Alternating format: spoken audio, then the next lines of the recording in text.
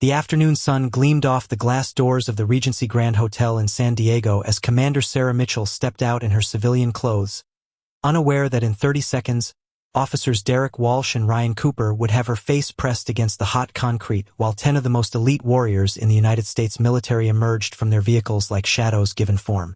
Sarah's dress uniform was in the garment bag over her shoulder, fresh from the dry cleaners for tomorrow's ceremony where she would receive the Navy Cross for her actions in Afghanistan. But the two officers approaching her saw only a black woman walking out of a hotel they'd decided she couldn't afford. Sarah had spent the morning in meetings with Admiral Thompson, discussing her upcoming promotion to captain and her new assignment leading intelligence operations for Naval Special Warfare Command, the unit that oversees the Navy SEALs. At 38, she was one of the youngest black female commanders in Navy history, had served 4 combat tours, spoke 5 languages fluently, and had personally coordinated rescue operations that saved hundreds of lives. But none of that was visible to officers Walsh and Cooper, who saw her tailored blue dress, her designer handbag, and made assumptions that would end their careers before the sun set. If you've ever been judged by your appearance rather than your achievements, if you've ever had to prove your right to exist in spaces you've earned through blood and sacrifice, then you understand why Sarah's story needs to be heard. Hit that subscribe button for Acts of Depth, where we share stories of warriors who fight battles both overseas and on American streets. Officer Walsh had been watching the hotel for the past hour, part of what he called proactive policing, but what the eventual investigation would label as racial profiling. He'd seen Sarah enter the hotel earlier and had been waiting for her to exit, convinced that a black woman entering the Regency Grand must be up to something illicit. His partner, Cooper, was younger, newer to the force, but eager to prove himself to a training officer who'd taught him that certain people in certain places were automatic red flags. "Ma'am, stop right there," Walsh called out as Sarah walked toward her rental car, a modest Toyota Camry that she'd chosen specifically because it didn't draw attention, a habit developed from years of operating in hostile territories where being noticed meant death. She turned slowly, her combat instincts immediately cataloging exits, weapons, threats, even as her civilian mind hoped this was just a misunderstanding. The medal in her jacket pocket pressed against her ribs, her father's Bronze Star from Vietnam, which she carried everywhere as a reminder of the Mitchell family service dating back 5 generations.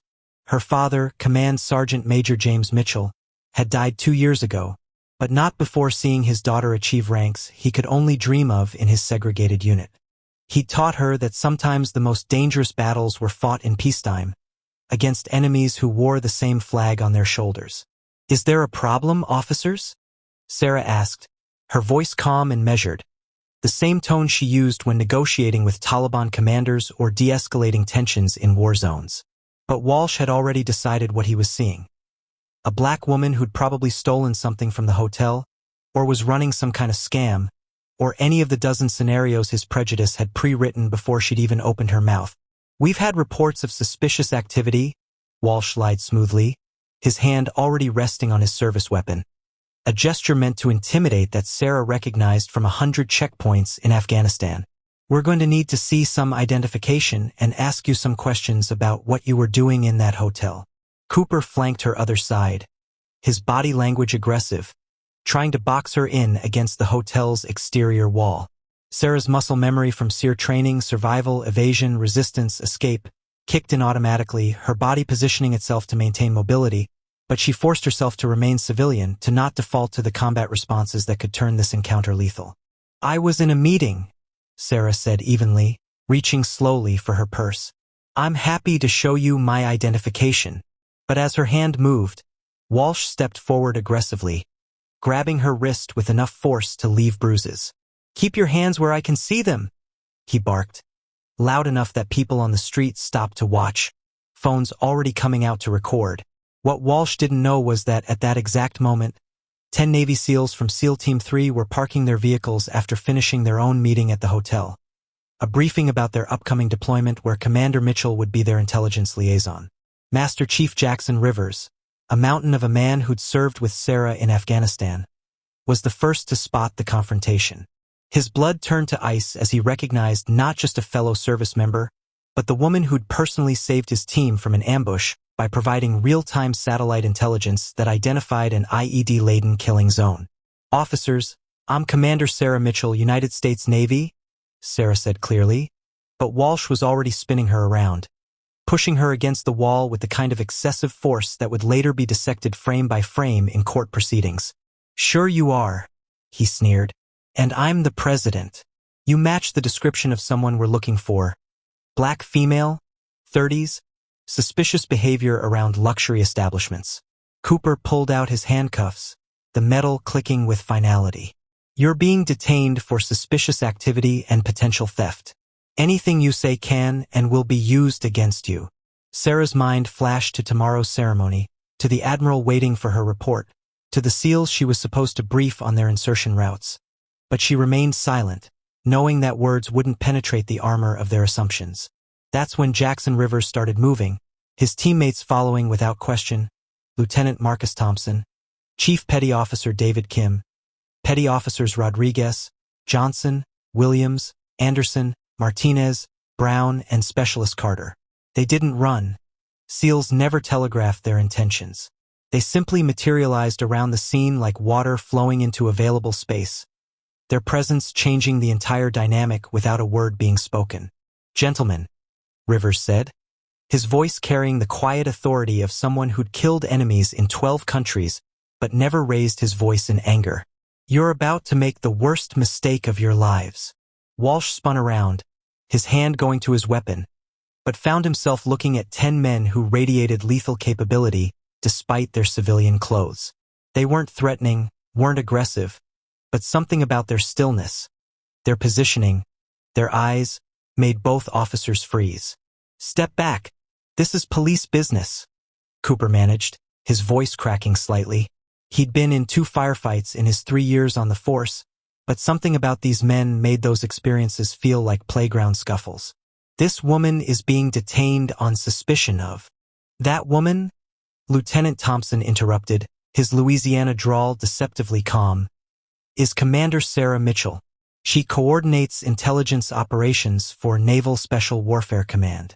She's the reason half our teams came home alive from our last deployment.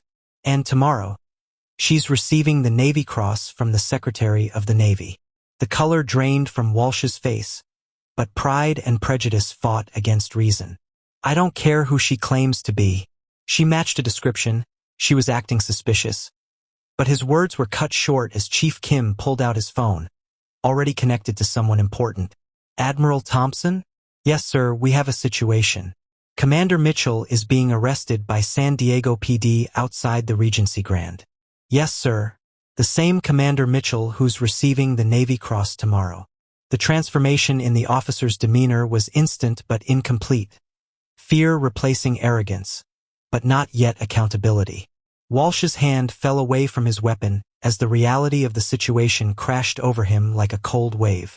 He'd just assaulted and attempted to arrest a decorated Navy commander in front of 10 witnesses who happened to be Navy SEALs, while being recorded by at least a dozen civilian phones. Cooper took a step back, his hands visibly shaking as he tried to process how a routine stop had turned into a career-ending catastrophe. "There's been a misunderstanding," Walsh said, his voice now missing all its earlier authority. "We received reports." But Master Chief Rivers cut him off with a look that could freeze blood. "What reports? From whom? Show us the call log. Because what we see is 2 officers assaulting a Navy commander based on nothing but the color of her skin and your assumptions about who belongs at this hotel." Sarah remained silent against the wall, her wrists still bearing the red marks from Walsh's grip. She'd been in this position before, not physically but psychologically, countless times throughout her career. The base security who stopped her every morning for 2 months despite her showing the same ID. The conference where she was assumed to be catering staff despite wearing her uniform. The congressional hearing where a senator asked if she was really qualified for her position despite her record being projected on the screen behind him.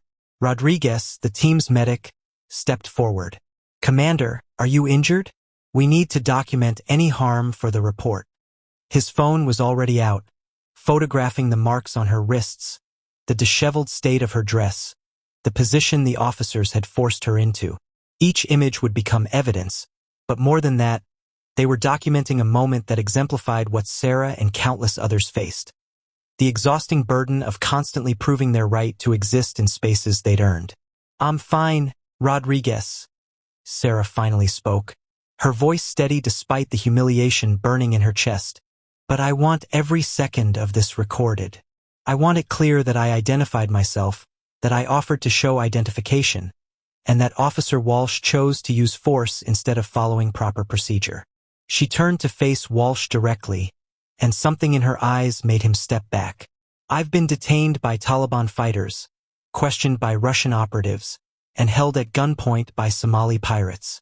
But I've never felt less safe than I do right now, on an American street, at the hands of American police officers." The growing crowd of civilians had formed a complete circle now, their phones creating a digital amphitheater where this drama would play out forever on social media. Someone in the crowd called out, "That's the woman who saved those kids in Syria. I saw her on the news."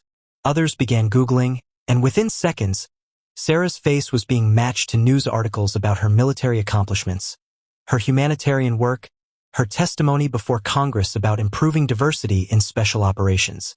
Cooper made one last attempt to salvage something from the wreckage. "She wasn't in uniform. How were we supposed to know?" But Specialist Carter, the youngest of the SEALs, laughed bitterly. "So every black person needs to wear their credentials on their forehead to avoid being assaulted by police? Should she pin her medals to her dress when she goes shopping?" That's when the sound of sirens became audible, not patrol cars, but the distinctive sound of military police vehicles. Admiral Thompson hadn't just made a phone call. He'd initiated a response that would involve multiple agencies. Within minutes, the street in front of the Regency Grand looked like a crime scene. But the criminals weren't who Walsh and Cooper had expected. Captain Patricia Reeves of the San Diego Police Department arrived first, her face grim as she took in the scene. Two of her officers surrounded by Navy SEALs, a black woman with visible injuries, dozens of recording civilians, and military police vehicles blocking the street. She'd been in law enforcement for 25 years, had worked hard to reform the department's relationship with minority communities, and knew immediately that this incident would undo years of progress in a matter of hours once the videos went viral. "Officers Walsh and Cooper, step away from Commander Mitchell immediately," she ordered, her voice brooking no argument. But the damage was done. The image of Sarah pressed against the wall, wrists marked, dignity assaulted, was already spreading across the internet at the speed of outrage. #Commander Mitchell was trending within 15 minutes, accompanied by videos from multiple angles showing the entire encounter. Admiral Thompson arrived in person, something that never happened for simple arrests. A 60-year-old white man who'd served alongside Sarah's father in his younger years. He looked at the scene with barely controlled fury. "Commander Mitchell," he said formally, loud enough for everyone to hear. "Are you able to continue with tomorrow's ceremony, or do you need medical attention?" It was a calculated question, designed to emphasize Sarah's rank, her importance, and the gravity of what had just occurred. Sarah straightened her dress, smoothed her hair, and stood at attention despite not being in uniform. "I'm able to continue with my duties, Admiral." Her professionalism in the face of humiliation made several people in the crowd start crying, understanding they were witnessing something profound about dignity under assault. "Master Chief Rivers," the Admiral continued, "please provide your team's witness statements to both Captain Reeves and the military police. I want every detail documented." He then turned to the police officers, and his voice could have cut steel. "Do you gentlemen have any idea what you've done? This woman has saved more American lives than you'll ever know. She's risked her life in places you can't even pronounce, and tomorrow she's receiving one of our nation's highest military honors for valor in combat." Walsh finally found his voice, though it came out as barely a whisper. "We didn't know." She matched a description. But Captain Reeves cut him off. "What description? I've reviewed our logs. There were no calls about suspicious activity at this hotel today. You created a fictional scenario to justify stopping a black woman at an upscale location." She pulled out her phone, showing them their own dashboard camera footage. "Your own equipment recorded you watching her enter and waiting for her to exit. This was targeted harassment." The SEALs had formed a protective formation around Sarah, Not aggressive, but clearly communicating that any further action toward her would go through them first. Lieutenant Thompson spoke up. Commander Mitchell won't just receive the Navy Cross tomorrow. She'll also be promoted to captain and take command of intelligence operations for all West Coast SEAL teams. The woman you tried to arrest is responsible for keeping America's most elite warriors alive in combat. Sarah finally spoke directly to Walsh and Cooper. I want you to understand something. My father served in Vietnam with a segregated unit. My grandfather fought in World War II when German POWs were treated better than black soldiers. My great-grandfather served in World War I when he couldn't vote in the country he was dying for. Every generation of my family has served America while America questioned whether we belonged. I thought my niece's generation might be different. But here we are, me pressed against a wall not by enemies of America but by those sworn to protect and serve. The weight of her words, delivered without anger but with profound sadness, silenced even the crowd's murmuring. Several of the SEALs had to look away, knowing the classified details of what Sarah had endured in combat zones, the torture she'd survived when captured briefly in Afghanistan, the agents she'd lost while gathering intelligence that saved hundreds. To see her humiliated on an American street by American officers was almost unbearable. Captain Reeves made the decision that would define the rest of the afternoon. Officers Walsh and Cooper, you're suspended immediately pending investigation. Surrender your badges and weapons. The moment was captured by every phone, the symbolic stripping of authority from those who had abused it. Walsh's hands shook as he unpinned his badge, the medal that had given him the power to humiliate now being taken away in his own moment of humiliation. But Sarah raised her hand. Captain Reeves, wait. Everyone froze, uncertain what she would say. I want Officers Walsh and Cooper to attend tomorrow's ceremony. I want them to stand in the back and watch as a black woman they tried to arrest receives one of our nation's highest military honors. I want them to hear the citation read aloud, detailing how I held off 200 Taliban fighters for 6 hours to protect a girls' school, how I continued coordinating air support after being shot twice, how I refused evacuation until every child was safe. She turned to Walsh directly. I want you to hear how I interrogated captured terrorists in 4 languages, how I identified the network that was planning to bomb a veterans' hospital, how I did all of this while people like you questioned whether I belonged in uniform. Her voice never rose above conversational level, but each word landed like a precision strike. Your punishment isn't losing your job. It's understanding exactly who you tried to destroy based on nothing but prejudice. Admiral Thompson nodded approvingly. Commander Mitchell's suggestion will be implemented. Officers Walsh and Cooper will attend tomorrow's ceremony as part of their remedial training on implicit bias and the contributions of minority service members. He looked at the SEALs. Master Chief Rivers, please ensure the officers have appropriate seating where they can observe the entire ceremony. The crowd began to disperse, but not before many approached Sarah to apologize. Not for their own actions, but for the society that had created this moment. An elderly veteran in a Korea War hat saluted her with tears in his eyes. A young black girl asked for a selfie, saying she wanted to be like her when she grew up. A white mother with 2 children made them shake Sarah's hand, telling them to remember this day, remember what courage looked like. The next day, the ceremony proceeded as planned, but with an electricity that hadn't been there before. The Secretary of the Navy's speech was modified to address what had happened, calling it a reminder that our warriors face battles both foreign and domestic. When Sarah stepped forward to receive the Navy Cross, the entire audience, including the 2 suspended police officers seated in the back, rose to their feet in a standing ovation that lasted 5 full minutes. Walsh and Cooper stood too, and for the first time truly saw who they had assaulted. The citation was read, detailing classified operations that were being revealed for the first time. How Sarah had personally saved 68 American service members through her intelligence work, how she'd endured 17 hours of interrogation when captured without revealing a single piece of information, how she'd continued transmitting coordinates while bleeding from multiple wounds. Each detail was another weight added to their shame. After the ceremony, Sarah found Walsh and Cooper in the hallway.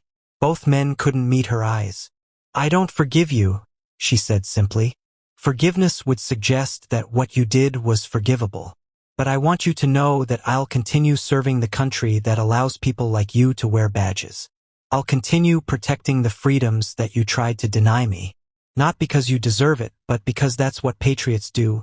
We serve the ideals of America even when Americans fall short of them. Master Chief Rivers and his team escorted Sarah out, their presence a reminder that she was never alone, that warriors stood with warriors regardless of the battlefield. The videos of the incident had garnered 50 million views in 24 hours, sparking national conversations about racial profiling, about who was seen as belonging in certain spaces, about the assumptions that could turn a war hero into a suspect in seconds. Walsh and Cooper were eventually fired after the investigation revealed a pattern of similar stops, though none had involved someone with Sarah's platform to fight back. They faced civil rights charges, and Walsh's testimony at his trial included a line that would be quoted in police reform training for years. "I saw her skin color before I saw her humanity. I saw a threat where I should have seen a hero." Sarah continued her service, becoming the youngest black female captain in Navy history, leading intelligence operations that would save countless lives. But she also became something more. A symbol of dignity under assault, of service despite discrimination, of the exhausting resilience required of Black Americans who excelled despite systemic attempts to diminish them. The Regency Grand Hotel installed a plaque where the incident occurred, not celebrating what happened but acknowledging it, reminding visitors that prejudice can happen anywhere, that heroes walk among us in civilian clothes, that the battles for justice are fought not just in foreign lands but on American streets. The 10 Navy SEALs who witnessed and intervened became advocates for police reform, using their platforms as elite warriors to demand better from those who claim to protect and serve. If the story moved you, if it reminded you that dignity in the face of injustice is its own form of courage, share it with someone who needs to see that warriors come in all colors and fight battles on multiple fronts. Subscribe to Acts of Depth for more stories that reveal the strength required not just to serve your country abroad but to survive it at home. Remember that every time we stand witness to injustice, every time we refuse to be silent when we see someone being diminished, we become part of the solution. Sometimes the most elite warriors aren't the ones with the most weapons. They're the ones who maintain their humanity despite every attempt to strip it away.